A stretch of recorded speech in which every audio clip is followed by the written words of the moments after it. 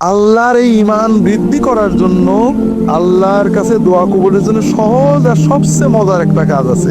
সেটা হলো অজু থাক না থাক, গোসল থাক না থাক, মাথায় কাপড় থাক না থাক, রান্নাঘরে থাকেন, মাছ করতে থাকেন, রিক্সা চালাতে থাকেন, দুটো কাজ করবেন। একটা হলো আল্লাহর জিকির করবেন, দরুদ পড়বেন, আর একটা হলো দোয়া করবেন। দোয়া মানে হাত তুলতেও জরুরি না।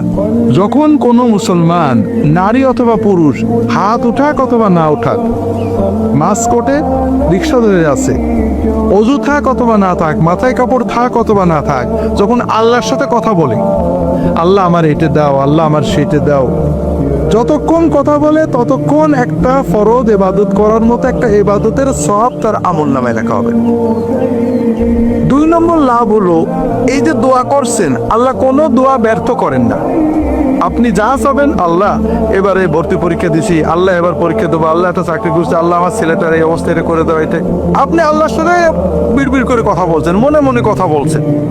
আল্লাহর কাছে যাই চাবেন, আল্লাহ সঙ্গে সঙ্গে দোয়াটা কবুল করে নেবেন। তবে আল্লাহ দেবেন 3 ভাবে, একভাবে।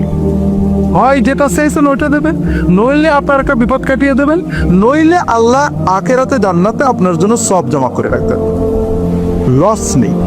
3 নম্বর, যতক্ষণ আল্লাহর সাথে কথা বলবেন মনটা ভালো লাগবে। কথা কি বুঝতে পেরেছেন?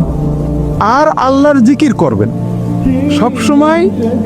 জিকির, দোয়া, দরুদ শরীফ পড়ার জন্য অজু করা জরুরি না, গোসল করা জরুরি না, টুপি মাথায় দেওয়া জরুরি না, মেয়েদের মাথায় কাপড় দেওয়া জরুরি না, পাকসা পাওয়া জরুরি না।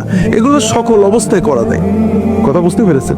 এতে ঈমান মজবুত হয়, আল্লাহর দিকে মন যায়, দোয়া কবুল হওয়ার মতো পরিবেশ তৈরি হয়। কথা কি বুঝতে পেরেছেন?